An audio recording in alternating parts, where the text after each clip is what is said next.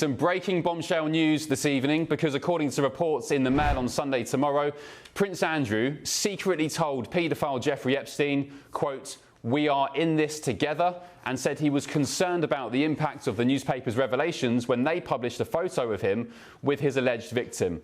It's also reported the message was sent 12 weeks after the Duke was meant to have ceased contact with Epstein. And I'll say tonight, if this is true, it would be definitive proof that the late Queen's favourite son lied in that infamous BBC Newsnight interview with Emily Maitlis when he claimed he never had any contact with Jeffrey Epstein. Well, I ceased contact with him after I was aware that he was under investigation, and that was later on in 2006.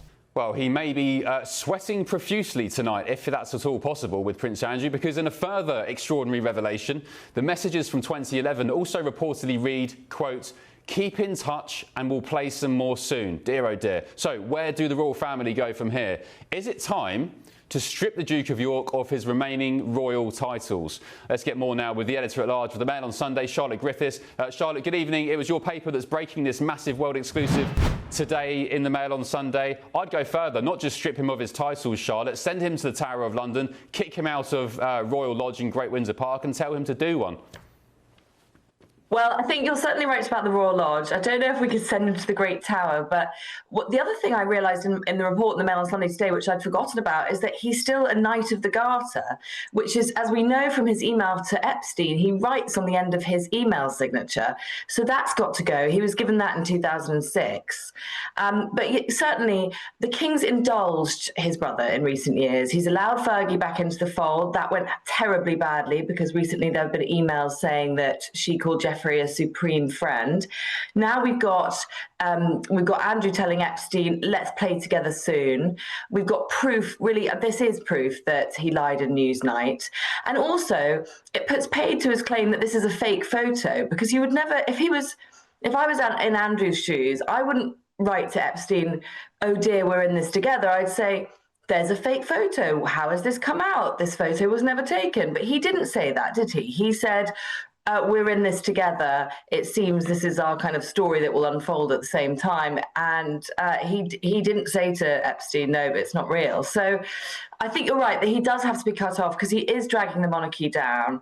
This email exposes so much more than maybe even he will realise at this point, because we all know he puts the blinkers on when he has to. This is so embarrassing, Charlotte, for the monarchy, for the King, for Prince William, the family. Have we heard from Andrew tonight on this? And where does this leave him? Where does it leave the King?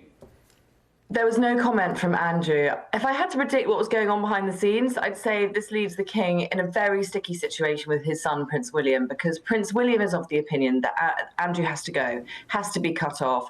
I expect when William eventually becomes king, that's probably one of the first things he'll do. And we know that recently Andrew was allowed to go to the Duchess of Kent's funeral, at which point he barged his way to the front of most of the pictures, tried to speak to Prince William in camera shot, with all the world's cameras in front of him, which was hugely embarrassing to William. And William did everything he could to avoid him. And really, what Charles has to say is this man cannot come to public engagements, even if it is a funeral, like I think the clips you're showing now. Even if it is a funeral, he can't be there. He can't be at family Christmas, which I think is going to happen. I think he will be cut off from Christmas. He can't be in Royal Lodge. There's always this excuse Andrew has, which is that he's got the lease on Royal Lodge. But there has to be a way to cut him out of, or to get him out of Royal Lodge, because it's more sort of proof, really, that he's part of the royal fold. And that's exactly what they don't need, because this email is going to be the first of many, I think.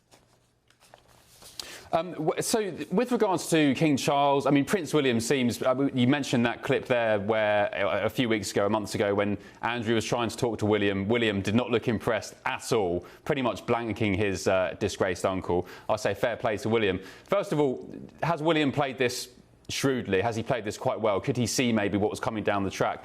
And secondly, does it put the royal family as a whole, the monarchy, in a difficult position when it comes to how they handle this? Because I guess if they do close ranks and try and protect Andrew, again, I'd say in the case of the late Queen's approach, you know, she paid that £12 million fee, out of court settlement for Andrew. If they close ranks, I guess they'll be accused of harbouring a disgraced man, let's just call it that. So are they in a bit of a sticky situation with public perception when it comes to how they respond to this?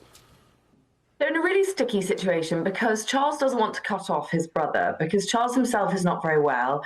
We know he's in a very conciliatory mood because he's met with Prince Harry recently. So he wants to do, I suppose, what a brother would do, which is maintain good relations, you know, while he's ill with cancer, essentially. But actually, he has to do what his mother was actually quite good at doing, which is being the head of a firm. And as the head of the firm, this guy's got to go. It's a sackable offence. He's sending these emails to a disgraced paedophile. He's lying on Newsnight. You know, the £12 million that you mentioned just then actually now seems like a complete waste of money because it doesn't exonerate him at all, you know, especially now that he sent this email. So it's a really tricky situation because I think Charles wants to rule with the heart, but has to rule with the head. And that's always a problem for the monarch because, you know, at the end of the day, the firm is the face of the royal family internationally. Yeah, what an embarrassment. What an embarrassment. Charlotte, props to you. Great story for the Mail on Sunday today. It's going to be a cracker. Looking forward to reading the full details. You'll be joining me again later on in the show to go through the rest of the papers, so hang tight, grab a coffee or something a bit stronger. Joining me in Washington, D.C. Is my panel, political commentator Hilary Forbich and the Deputy US Editor of the Daily Telegraph, Connor Stringer. Good evening, panel. Hilary, your thoughts, please. This is pretty bombshell for not just Andrew and his future, but I'd argue the state of the monarchy, the future of the monarchy as well. Yes, absolutely. And I think the rule here is a leopard doesn't change its stripes.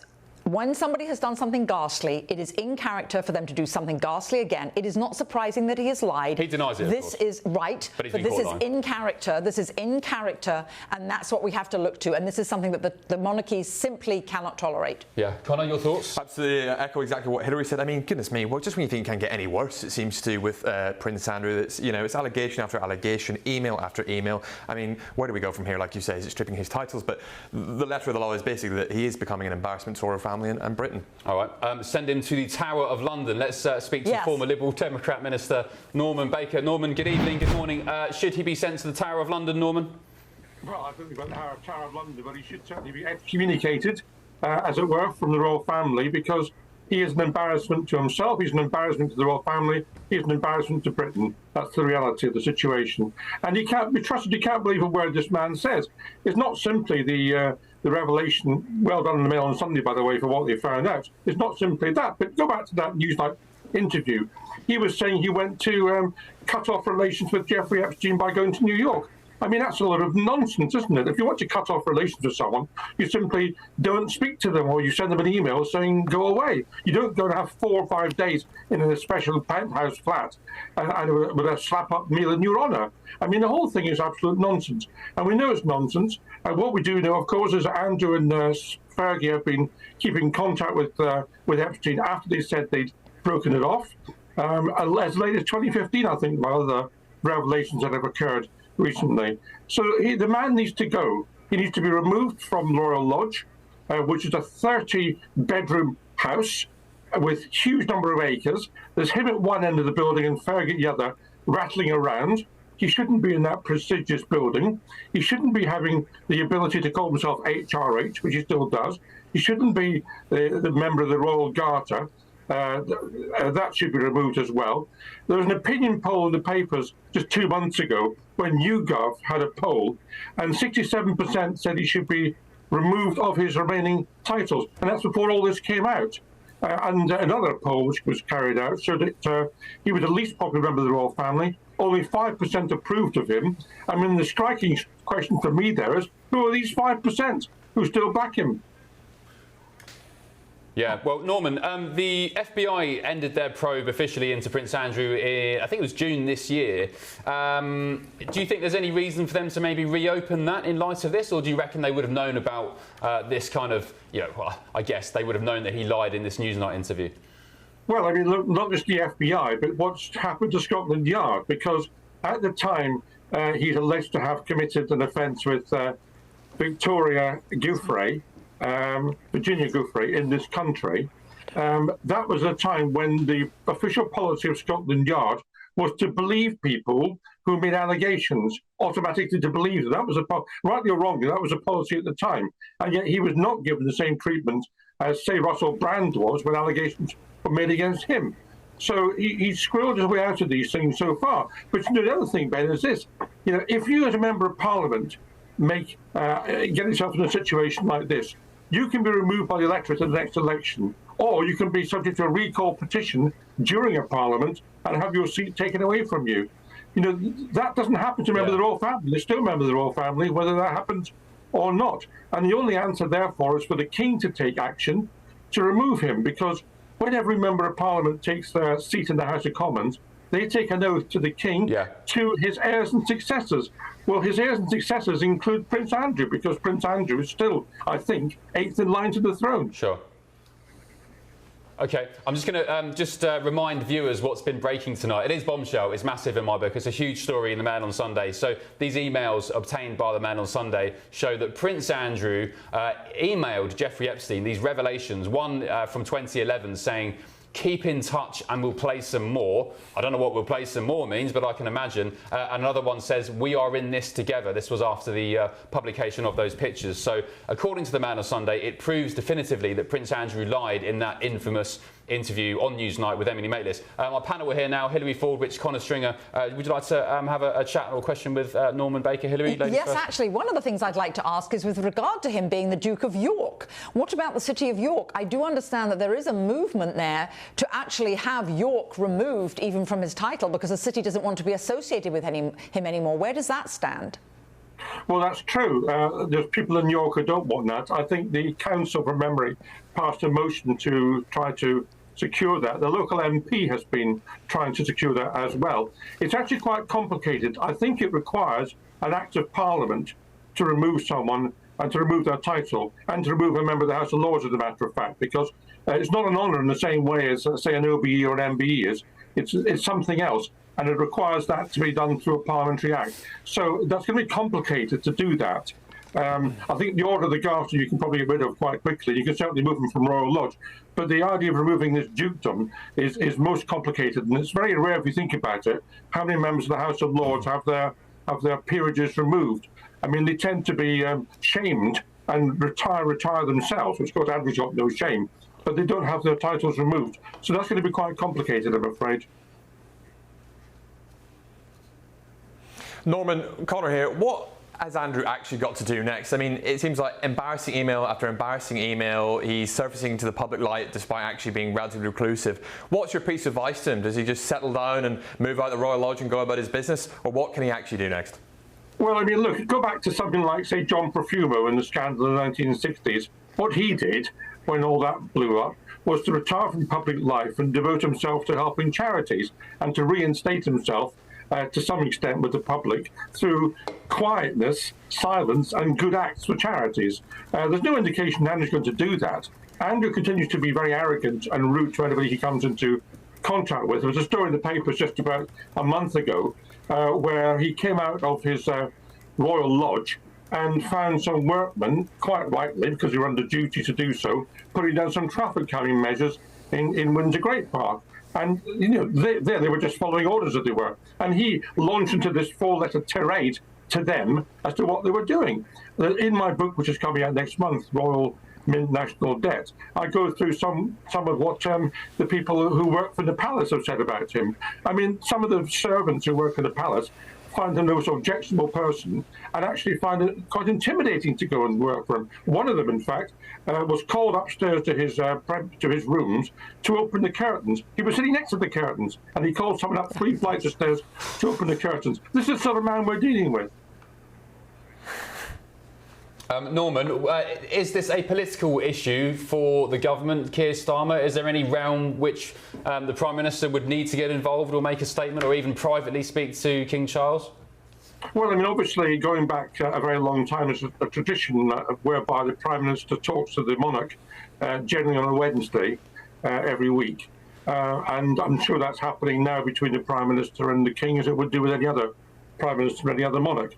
So I'm sure this will occur. I mean, the Prime Minister will want to keep as far away from this as possible because he doesn't want to get involved in royal matters. But what he might be doing is saying to the King gently, look, it's in your interest to try and do something about this because it's damaging the monarchy quite a big way. So you may offer that advice privately to the King. I would expect him to do so.